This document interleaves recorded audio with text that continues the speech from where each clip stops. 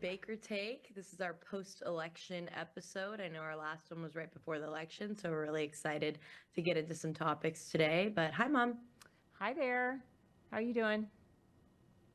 Good. I got Good. back from Nashville last night, so I'm a little tired, but Yeah, that was a long day for you yeah, traveling. it was. But you know what? Everything in the weekend went perfectly. I hosted my best friend's bachelorette party in Nashville, so that's what I was doing. Well, But looked like you yeah, girls were having fun. had a lot of fun. Everything was great. She had the best time ever. So that's the most important thing. That's what counts. But um, yeah, no, it was great. Yeah, But I'm very tired now. So I bet. That's a good place to go, though. That's a good place to have a yeah, bachelorette. It's a good place to I party. yeah, it was fun. I liked it a lot. I mean, I'd never been before, but it felt like Austin in certain aspects, like very because it's very music centered. Mm-hmm. Um, but no, it was I liked it a lot. It was great. I like live music too, so there's live music everywhere. Yeah. And yeah, no, it was really fun. We went to Jason Aldean's, which was really fun. Mm-hmm. And that's like the big one of the big ones to go to anyway, like one of the touristy ones. But and one it's a lot of the college kids go to that are there. But that was good because they had like a live band downstairs. Mom, you would have loved this. The live band the first night, the second night, Friday night, um, played Devil Went Down to Georgia, and a guy played the was singing and played the fiddle at the same time, Oh my the whole gosh. song. And it was the most impressive thing I've seen in a long time. And Oh, makes me think of I kept, Charlie Daniels Band.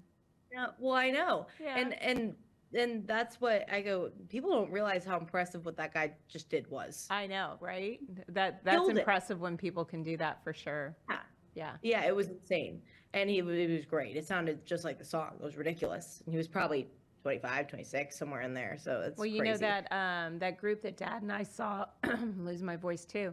The group that Dad and I saw at the Majestic that was opening for the Mavericks was, I think it was called Hog Slop something. I don't even know. But it was the band was from Nashville, and it was like 4 or 5 guys is all, and Yeah. very limited amount of equipment and all that. But the main singer, was the same way. He could play the fiddle. He was singing. He had a harmonica kind of hooked to him, so he could turn and play the harmonica. And I was like, oh my gosh, like so multi-talented. No, yeah, it was that was probably one of the best parts is that we saw a lot of people, a lot of cool bands and That's stuff. It was awesome. very That's awesome. fun. Well, let's get into the election. First of all, we have a guest today. So we have Pat Favallo joining us, who is a friend of both of ours and lives in upstate New York in Syracuse. So in the meantime, I'll just go ahead and talk about, to introduce what we're going to talk about today. So Yeah, go for it. Pat, and obviously, we talk about politics a lot on air, on this podcast, and a lot of sports, politics, and kind of life and culture and all that entertainment. So, post election, obviously, want to talk a little bit about the election. And Pat has a really good political IQ. So he and I were texting the night of the election and also leading up to it, of course. And we were both nervous about the election, and probably well, right before reporting really started coming in with the election results, he texted me and he said, "What do you think? Prediction?" And I said, "It's going to be a red sweep." And that was the only person I committed that to, because I didn't want to jinx it, but I was like, I think it's going to be a red sweep. I think we're going to win, the presidency, the House, and the Senate, and I think we're going to find out tonight. And I was so thankful that the election went the way it went, and then also that we found out the results so quickly, and that it was such a landslide in so many areas that there wasn't any question. Now, there's a few races that are still, believe it or not, that are still not resolved, but for the most part, we knew where we stood by that night. Yeah, I mean, I looking at the poll numbers, I was very much like thinking that one or two states it would take like a week to call, just because I know that like the polls tend to favor Democrats just from the past recent years. Definitely, and underestimate Trump. Yeah. Yeah. So, yeah, but I mean, the last 10 years have all been Trump elections, so they tend to lean more Democrat heavy. But they're so close, and polls typically aren't that close. Like every single swing state was within a half percentage point of each other, Mm-hmm. and that was crazy. So I figured, like, I thought Wisconsin and Pennsylvania would be take a week to get called, because I thought that those were going to be the two closest ones, because those were the ones that they both spent the most money, Mm-hmm. and then Wisconsin I think was leaning more Republican until Kamala Harris joined the race and brought Tim Walz on, Mm-hmm. and you saw like more of a Midwest push from them, and yeah. So I was thinking those would take a long time, but I mean, I was awake when they called Pennsylvania and Wisconsin, Yeah. so I went to bed after they called Wisconsin. We Well, knew it was hell, I over. hate to say it, but he could have won Minnesota. He came closer in Minnesota, even with Tim Walz, being from there, than you Yeah. would have expected. Well, So that was I mean, it crazy. looked like after the vice presidential debate, and then like a couple more comments he made, you're like kind of like, this guy's kind of more of an idiot than I thought he was. Yeah. I thought the presidential debate, I thought they both like did well in terms of like likability, Hmm. but I think that he made himself look like the weaker, Oh, uh, no doubt. I mean, weaker, less intelligent candidate out of the two of them. no doubt. He even, was like a self-proclaimed knucklehead was the term that he used. Why would he say that? I That don't was know. so. Why do you say that about yourself? And you're in a debate for one thing, and then it just didn't go well for him. I didn't think. I think you hit the nail on the head when you said something to me a couple weeks back, or yeah, about a week ago. You said the more I hear from JD Vance, the more I like him. The more I hear from Tim Walz, the more I think he's not smart, and that's true. That's exactly what happened. I Yeah. mean, I think a lot of Americans felt like that, which is like you said, why he lost Minnesota. But I thought he was a bad choice to begin with, because you should have picked the guy from Pennsylvania. Absolutely, 100%. And we all said that. I said Josh Shapiro. That's who should be our pick. That would have been a brilliant pick. And then And age-wise, he's similar in age to JD Vance. It could have competed that way too, that with relatability. I think Kamala Harris was a little intimidated by Josh Shapiro. I think that was part of the deal. And she ultimately, they said, now that could not be correct, that she ultimately had the choice. But they said that she had a number of candidates, and the Democrat Party weighed them all and said none of them will hurt your chances. So yeah, I mean, I don't think it would be a very different race if she had picked Josh Shapiro, because Trump swept all the other states. But I definitely think that maybe that Wisconsin would have been closer, and some of the other states that had younger demographics would have been closer. So I don't know. well, It could have been different Pennsylvania, if she had picked- Pennsylvania Well, for probably sure. obviously would be I mean, different. even if he had won Pennsylvania, Yeah. he still would have won at this point. So he would have had to swing some other people. But I think we got Pat on now. We do. So, Yes, good morning. yeah. Hi. Good morning, Pat. Morning. Glad you could join I us. like Shapiro better than Waltz. I think once you saw the VP debate, and if you think of like, okay, what are the next 8 years going to look like? There's no way that Elmer Fudd would have possibly had any votes. So that was the huge loss right there. Yeah. Not that anybody liked Kamala anyways, but Shapiro would have been interesting. But Yeah. what a crazy night, though. Me and my wife, it's one of our odd things we like to watch until it's over. It's like Yeah. watching a bad movie. You can't go to bed until it's over. And of course, some of those states, once they got to 90%, I'm like, oh my God, I don't know if I can do this again. I don't know if I can do it. Then all of a sudden, those states that somehow could count to 92, 94, 95%, then it went red. I'm like, oh my God, it's over. It's done. I'm going to bed. That's Yeah. it. I'm happy. Well, even a Well, friend of ours in California sent me a map after the election showing how much of the California map turned red. Yeah. Well, and all those blue states that like are heavy blue holds, I mean, I sent you the one from New York Times that was the like direction arrows Yeah. all over it. Yeah. And all the direction arrows were all red, heavy red. Like Yeah. none of the counties went more blue. We talked about this. No, we didn't talk about this. I talked about this with you, but if there's a clip from CNN from Jake Tapper going, all right, like on election night, they're like at the screen, the touch screen. They're like, let's see which counties Harris is doing better in right now than Joe Biden across the country. And then nothing loads. And then they go, I thought that was super funny. not one? Yeah. It's so funny. They were like, we need to get to a quick commercial break because nothing's working. I'm like, ain't nobody voting for.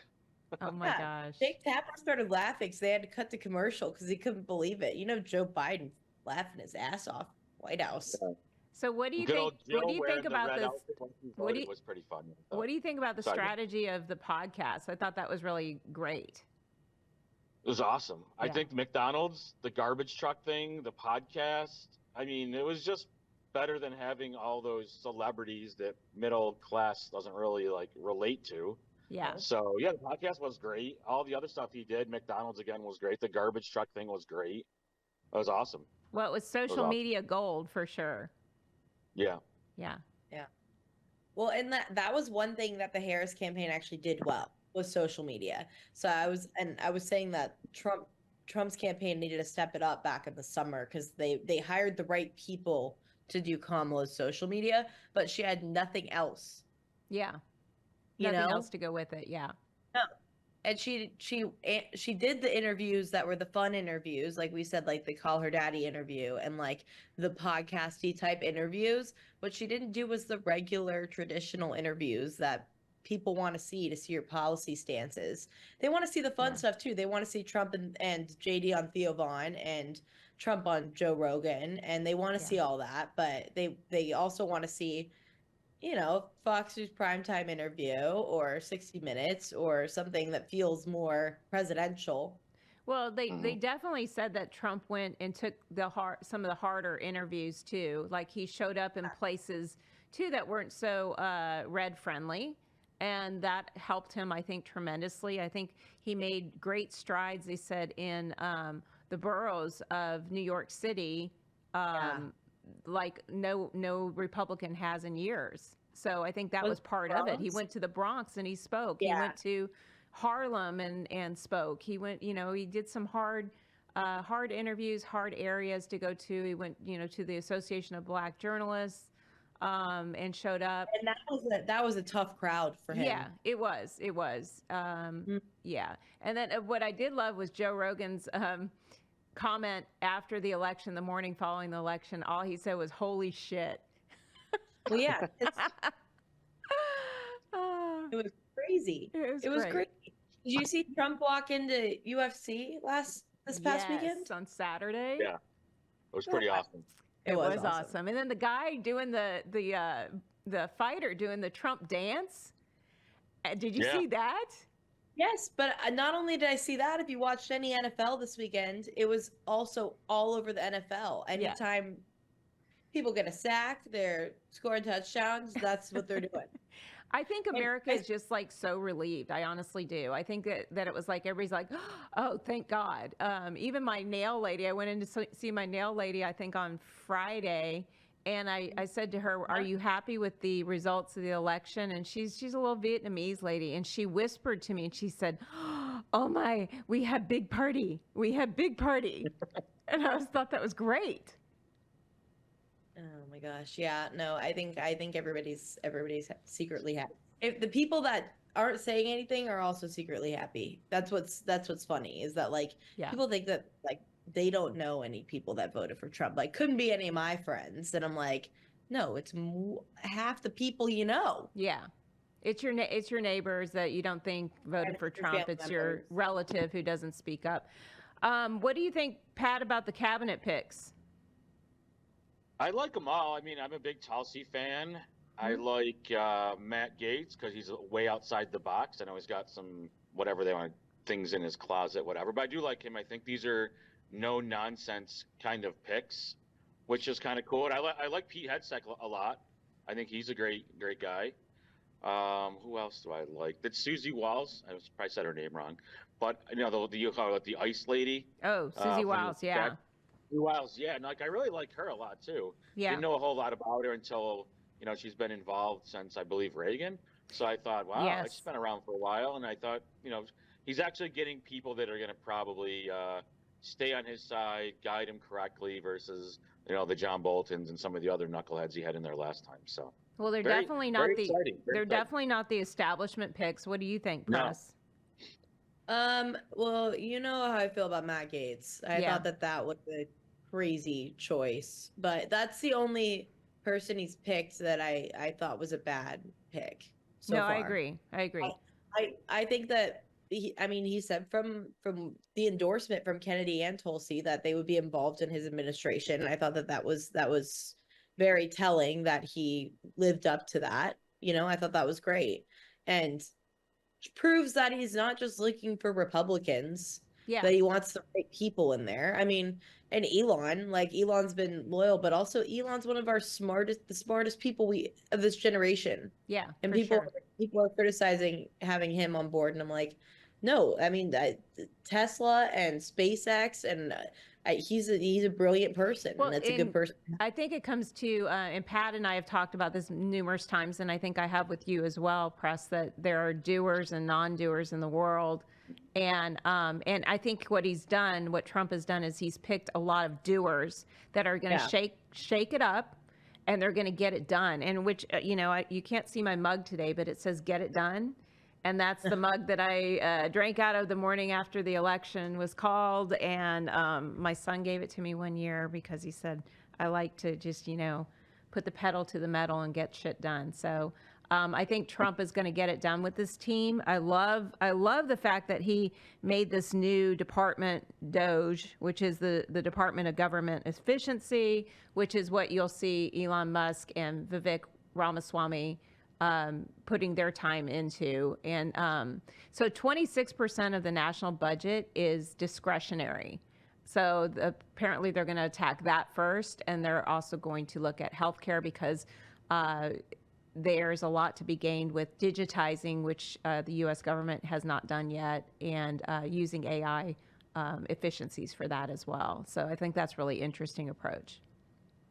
Yeah, I mean, I think that's a good thing. Our government could stand to be more efficient. That's an understatement. Yeah, there is a lot of waste. I mean, I'll never forget there was a story years ago where the White House ordered new toilets for government buildings. So not the White House, but the administration ordered new toilets for some of the government buildings, and they paid like $5,000 per toilet. Yes, wow.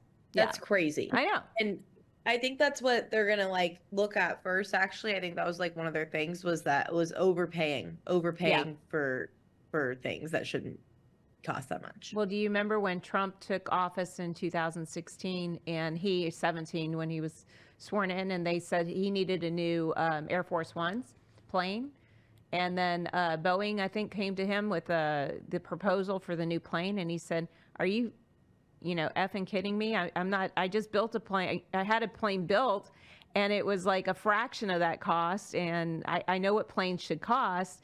And you need to either come back to me with a realistic proposal, or you're going to lose the contract, and I'll give it to somebody else." And then of course Boeing readjusted all the numbers and came back to him, and they said, "Okay, that's better." Well, and Trump's been buying planes for himself since what, the 80s, 70s? Yeah. He knows what a plane costs. He's well versed in that, and he knew it was just an inflated amount just because the government was paying for it, and that's just a terrible way to look at it. It's kind of like my parents, though. My parents are in a big house, and people turn that corner of that neighborhood. I'm sure anybody who has any kind of big home in a nice neighborhood has experienced this. The workers turn that corner, or somebody who's quoting you or something turns that corner and sees your house and sees your neighborhood, and then it's like cha-ching, the price doubles. Yeah. So it's really frustrating, but I hope that they take care of that. I'm sure they will. I'm sure they're going to find all kinds of crazy things that we're paying for that need to be eliminated. Completely. And I actually don't. A lot of people are criticizing the Kennedy pick for. I love that. I love that pick. Well, and they're saying that they don't like him because he has more extreme opinions on certain things like vaccines, and because he's more of a libertarian type of candidate and wants and choice and vaccines and all that. But and I get where people could be that's a dangerous mentality, but that's somebody that you want running the health administration, is somebody that's going, do we need that? What's that going to do? Is that going to hurt people? What's that going to... You want somebody that questions the validity of things, before they put it in their body, which is what he does, even if it's to more of an extreme sense, because he's not going to be able to say that you don't have to get the measles vaccine or whatever. That's not in his purview. Well, So I love RFK, and I think that he's a no-nonsense guy. I think he has common sense, and I think that that's going to prevail. I think he's going to approach it in such a way that it really improves the healthcare system. Yeah. So I'm excited about that one. What do you think about the defense secretary pick, Pat? Is that Pete Hegseth or what? Is Yeah. that his job or not? Yeah, that's Pete. Yeah. I think Pete's great. I like him on Fox. I think he write a book about how the military is so woke and stuff now. Oh, It's yeah. almost like get back to the basics sort of for the military and stuff like that. So Yeah. I think he's a great pick. You know, young guy, different view, but definitely a patriot. So I do like that pick a lot. I like that pick a lot too, and the critics of that are saying that he's just a journalist. Well, he's not just a journalist; he's a decorated veteran. But I think he's just not the common pick, and a lot of these people aren't, which is why everybody's freaking out over them and saying that's not right. Well, the part that Trump does is he's not establishment. And so that's why his picks are so great and so different. And I guess he's making them in record time. Like, this is the fastest any president's picked cabinet members. And, he has a lot of people to pick too. I guess there's 4,000 jobs that are associated with the transition. Yeah. And like 1,200 of them I think, have to be approved and by the Senate. And then there's a lot that don't, that are just appointments and that kind of thing. Well, and he won't pick all of them. No, like no. He'll pick the high up people, and Yeah. they'll pick the people below, and he'll sign off on them. But Yeah. the people don't usually pay attention to this process. So No, this is I know. funny. It is Because- funny. I mean, I do, because when you're into politics, you do, but like regular people don't usually care who the health secretary is. Like, no, Yeah. like that's not a normal No. conversation that people are having after the election. No one really cares. But like you said, I feel like people feel like America's back. Hmm. Yeah. Funny. Yeah. But did you guys see his him and Biden meeting at the White House? I did. Did you see that, Pat? I did see that. I thought that was actually pretty nice, to be honest with you. I thought it seemed a bit humbling for Biden on his way out, and Yep. he congratulated Trump. So I thought it was pretty good in front of the fireplace. I thought Yeah. it was good.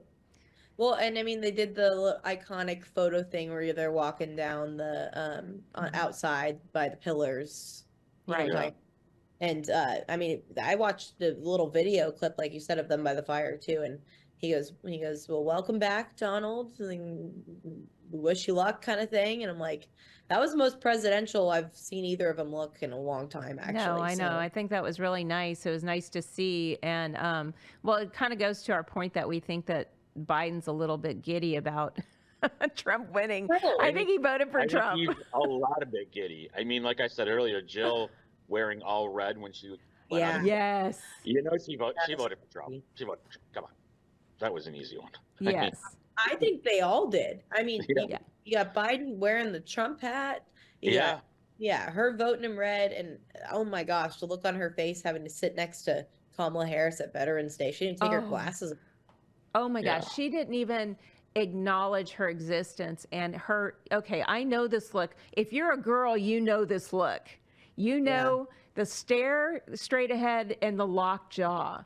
And that's like, guys don't get it as much as girls do. You know that look, and that is a bitch look, like you don't want anything to do with that girl sitting next to you. And No, that's right. what Jill Biden had on her face. Yeah, that was bad. Well, and Melania said she wasn't going to go. She got invited to tea and she didn't go. Oh, really? I didn't hear that. And the reason she said she didn't go was because she said the Bidens were responsible for raiding her house from Well, Mar-a-Lago. I kind of don't blame her through there. stuff, going through her kid's room, going through her closet, and Going she through didn't her like that. underwear She didn't drawer. go. They went So through she her didn't go. underwear drawer.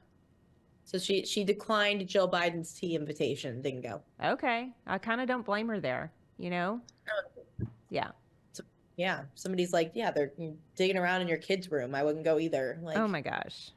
So let's talk about like the meltdowns. Did you see any of the meltdowns? I'm sure you saw them on social media. Did you see any of those, Pat? People like having meltdowns about Trump winning? Well, in the media wise, yeah. And then didn't they like some of the colleges, like kids didn't have to go to school and stuff because they are Harvard. Yes. like post-election Trump syndrome or something. And I'm like, geez, these people are why do they have a bad job interview or don't get a sale? What are they going to do? Just Well, what are just have they a teaching? meltdown? What are they teaching the It's, college kids? I mean, that's crazy. and then as far as the media goes, yeah, I figured they were going to and blame everybody and finger point and all this other. I just am sitting back laughing the whole time. So I think it's I think it's great. Was it Georgetown University that gave them crayons and Legos? Yes. And Presley That's has a what I mean. master's from Georgetown. And I was like, oh my gosh, cannot imagine somebody handing you some crayons and some Legos and telling you to go work out your issues about the election results. Shit, I wish that happened while I was there. I would have been pissed if it happened while you were I had to there. go to political statistics class. I didn't get that canceled. Oh my gosh, that was crazy. No, and then I think Harvard canceled some classes too. And I'm like, They did. you know, you're at an Ivy League school. You're at one of the hardest schools in the country. You're at Georgetown. You're at one of the hardest schools in the country. I'd grow up. Yeah. You got to go to class. Yeah. Well, any college, any college, you're at that age. You're like you're an adult. You know, You're an adult. deal with You're it. paying for it, it's- actually. So Yeah. I would be mad if somebody canceled a class because of that. Yeah. What a joke, right? Yeah. Absolutely. I didn't get any classes canceled. They didn't do that here. So I did see some meltdowns on social media, on like TikTok and Instagram, people crying and screaming and throwing temper tantrums. And there again, I was like, oh, I would be so embarrassed if my kid is a 30-year-old kid, adult, I want to say kid, but a 30-year-old person, and is throwing a temper tantrum like that. And I would not be friends with somebody like that either, because I don't believe in playing the victim. And I think that that's a lot of what that led me to believe about these people. But then I also saw like Jimmy Kimmel crying, like getting teary-eyed talking about it. And I'm like, oh my gosh. Jimmy Shocking. Kimmel. I thought he got teary-eyed because of his ratings. I could be wrong. Jimmy Fallon's beating him out in every Okay, rating Jimmy category Kimmel is like one of the least funny. Him and Stephen Colbert are two of the least funny people I've ever. I think Stephen Colbert's funny. Do you? But I don't. Yeah, but I don't like Jimmy Kimmel either. Yeah. But well, I mean, okay, I posted something about Trump, which it was funny because I think a lot more people posted about it this time. Mhm. Like collectively, we're posting about it. A lot of people that I wouldn't have expected and stuff too. But like me, I mean, I've been posting about it since 2016, so like people know. But I posted something and then I lost like 70 Instagram followers. And I was like, Boom. who's been following me that long and doesn't look at any of my shit? Because clearly, like, fake fans if they didn't know. Because I'm like, I've been posting about it for almost 10 years. Right. So I lost like 70 followers. That's all right. But so I saw a bunch of people, like people I knew, like posting like, if you voted for Trump, like I don't feel safe around you because you don't you don't validate my lived experience and my if you wish bad things on me. I did unfollow one person from my sorority because she posted something like, if you voted for this, like I hope that like you're in a situation where like you can't get the health care you need or blah blah Oh blah my blah. gosh. And I'm like, wishing like bad financial and health problems on people is so wrong. I can't even go there. Yeah, so but you know like, what? I believe in karma. So, you know, what goes around comes around. You wish that on somebody and then it's going to come back to bite you. You know? I mean, one of my very good friends posted something and it said MAGA scum, and I that really hurt my feelings. Oh. I was like, that's crazy. Yeah. Well, I had a good friend for the last 40 years, and he told me when I posted something about Kamala Harris, some facts and a little bit of opinion obviously mixed in, but he told me to zip it. And I'm like, well, that was rude. Wasn't that rude? I would Very never. rude. I mean, like, this is a guy that I've been friends with for 40 years. And I mean, I know he's on the other side of the spectrum of politics, but I've never once thought to tell him to zip it. No. Pat, I think most of the people that we deal with in upstate are conservative. Did you have any backlash about it?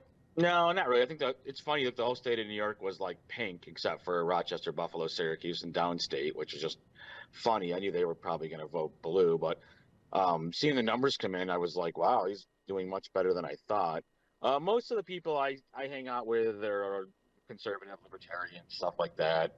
There's a few that freak out about it, but I just laugh and blow it off. And we actually had like with the one bar that I help out at, they had like a Halloween party and three people dressed up like Trump. And one guy was all upset and slammed his beer down and left. And we said, yeah, whatever. It's just, what are you gonna do? The costume, really? The costumes were great. The costumes were good, very good. So we have one friend in California, a different friend who, one of her coworkers, the morning after the election, just walked past her and all of a sudden turned around and said, "Oh, I hope you're happy now." Yes, I am. I would have high-fived her immediately. And as she's clicking her heels, she's like, "Shit, yeah, I'm happy."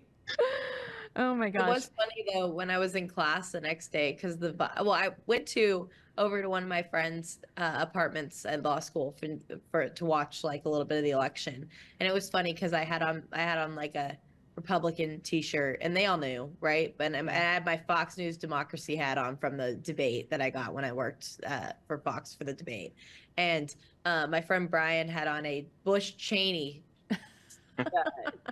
Wow. It was like vintage, and then the girl who had us over had on an Obama '08 T-shirt, and I'm like, I would wear that. It looked like cool, like retro enough, you know. And then somebody else had on a Kamala Harris gets rid of orange stains T-shirt, and it looked like a Tide logo. Oh my gosh! And it was like, so I'm like, we all got a picture together. It was funny. Yeah. So I also heard that a lot of people are uninviting relatives to Thanksgiving because of the election. I thought it was called Trumpsgiving now. No? Wasn't it called Trumpsgiving now? You get the orange turkey or whatever. Trumpsgiving. I literally just thought of that right now without even having a PBR. Oh, So yeah, pretty you know, you're not just a hat rack, right? Yeah, not just a hat rack. That's on my team. Yeah, exactly. Yeah, no, I heard about that. So my sister was laughing because all of us are on the same page, which is kind of funny. But yeah. yeah, So come over. Yeah, come on. Sit in your car with your pumpkin pie. That's it. So even just like, you know, I watch Fox News a lot. So Jesse Waters made a comment last week that his mother didn't invite him to Thanksgiving at her house. And I mean, like he said it kind of like as a tail end afterthought at the end of his show.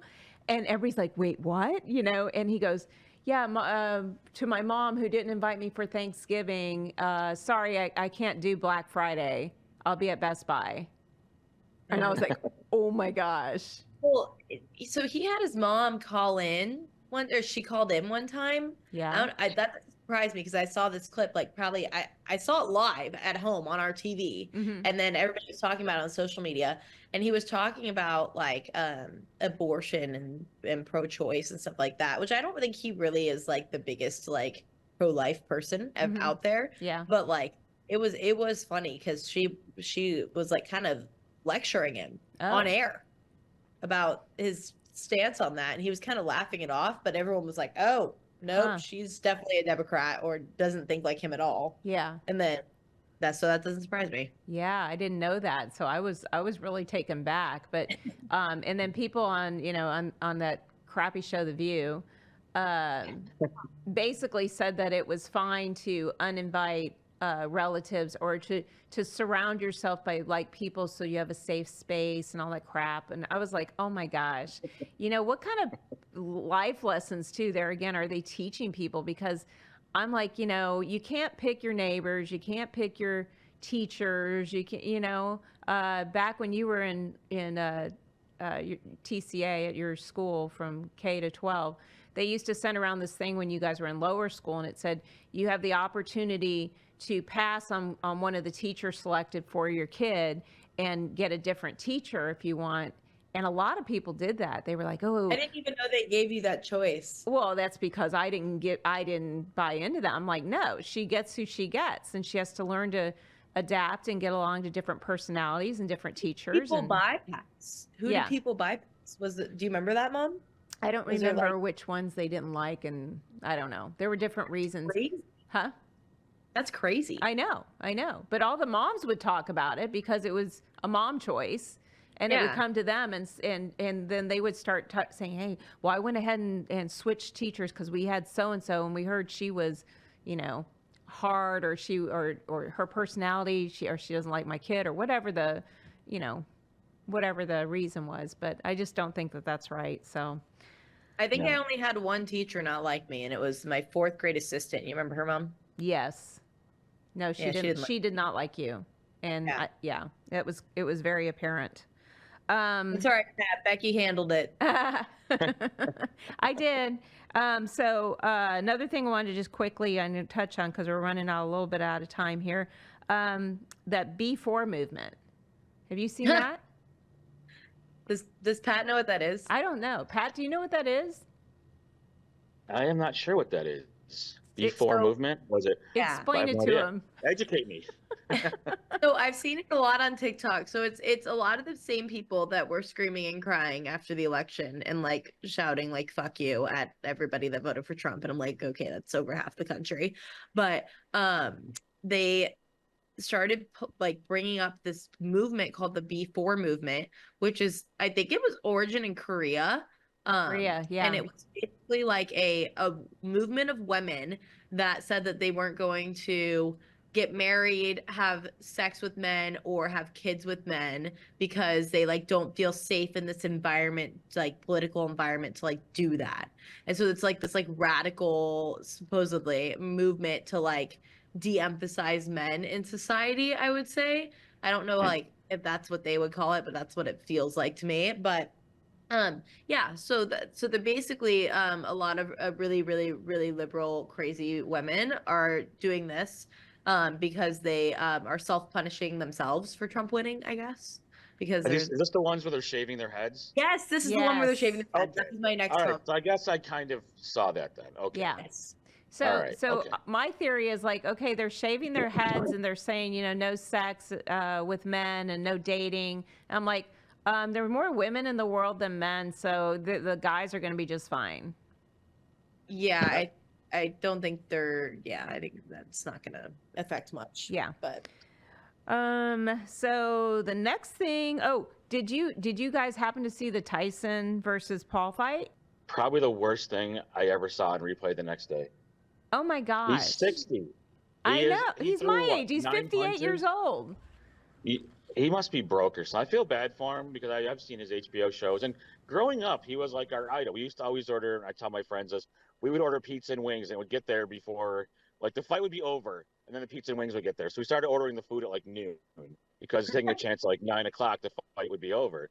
And then I always see his stand-up thing, which wasn't too bad. He talked about like when he fought Mitch Green, went through Customato and stuff like that, and Don King, and then of course Buster Douglas.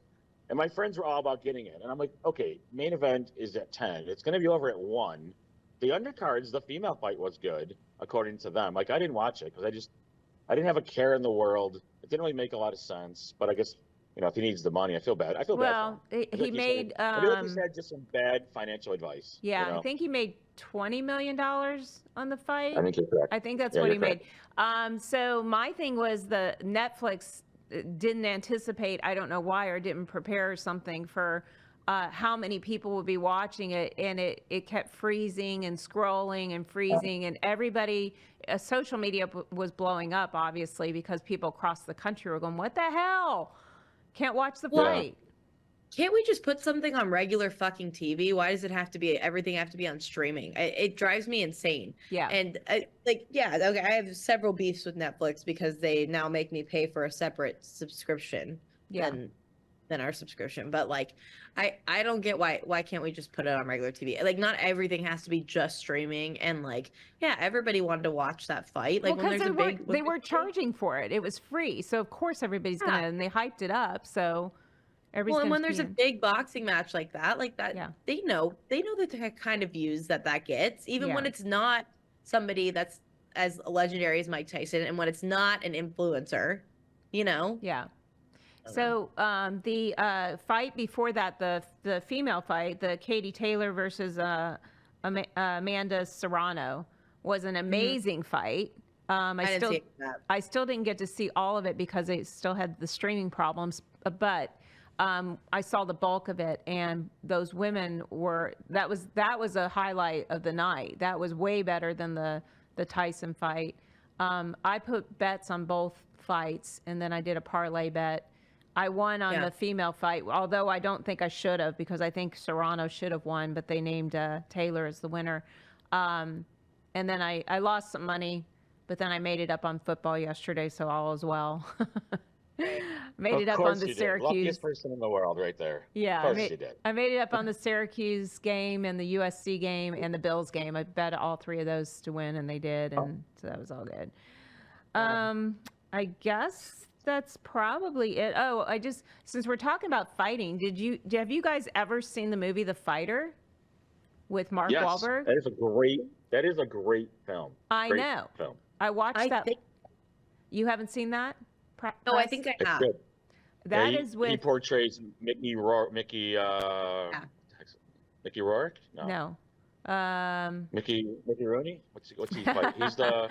I can't remember the last name in it. Guy. I can't think of his name there. Yeah. But yeah, he gets. His brother ended up fighting like Sugar Ray Leonard, and then his brother's an addict. Ward. Mickey Ward. Uh-huh. I was close. I was in the Mick world, So if anybody had a great movie that. Yeah. What's that? If anybody hasn't seen that, they need to see that movie, because Christian Bale, his performance was like unbelievable. Well, Amy Adams was really good in it too. Didn't she get an Oscar nom for it too? She did, and so did the mom. I can't remember her name, but she was fantastic too. The actress that played their mother. Yeah. But boy, what a cool, sassy movie. And I think it was up for Best Picture as well. I think the only thing it won for was Christian Bale for Best Supporting Actor. But anyway, fabulous movie. Even if you don't love fighting, it's a great movie. So check that out. And I think we're about out of time. Does anybody have anything else to add? No? I know that on your notes earlier, you had Ricky Lake on there. Or Carrie Lake, I'm sorry. Yeah. So what is going on with her? My sister's a huge fan of hers, and it seems like she never gets the votes, or Arizona is just a screwy state. What are your thoughts on her? I'm not a huge Carrie Lake fan, so it's hard for me to get excited about her. I don't know why I'm not, but if I were Trump, what I would have done is, I know he named his press secretary already, which is, I can't remember her name, but she's 27 years old, and I think did a lot of his media for his campaign and all. And I get why he picked her, but I think Carrie Lake would have made a good press secretary, because she's kind of like a fighter, and she has a journalism background. I think she would have been a good pick. Yeah, I'm just not sure. My sister's a big fan of hers, but I'm like, well, she lost the governorship to Hobbs, and then the people don't resonate with her. She lost the Senate that I thought you should have easily would have won when Kristen Sinema decided to be an independent and then drop out. And I don't know. I don't know. I don't get it. I like her. I don't get it. I'm not sure. I think she's one of those people where you're like Candace Owens, where you're with her, with her, and then she says something and you go, wait, no. 100%. Yeah. It's like the one step too far. Yeah. Where you're like, wait, that was too much. You did too much. I'm turned off. Because she always looks like she's combative too. Like always. Yeah. And same with Candace Owens. And it's kind of like watching a movie where you don't have enough highs and lows. It's like coming at you all the time, high, high, high. Or a song that doesn't have the highs and lows, and you're like, oh my gosh, it's draining. Yeah. And I find Carrie Lake draining. If you care that much about everything, then you care about nothing. Yeah. So it's like, there's no balance. It's like you desensitize to her messaging because she's always hitting it too high. I don't know. That's my take on it. But that's all we have for today. So, Pat, it was good having you on. I'm sorry we had some technical problems at the beginning. We'll have you on again for sure. And Prezzo, you want to close this out? Nope, you got it. I've got it? Okay. Thanks, everybody, for joining us today. Thanks, Pat, for joining us as a guest. And you can find our podcast on YouTube if you want to see the video version. We're also on a number of other podcast platforms, Spotify, Apple Podcasts, et cetera, et cetera. So this has been the Baker Take.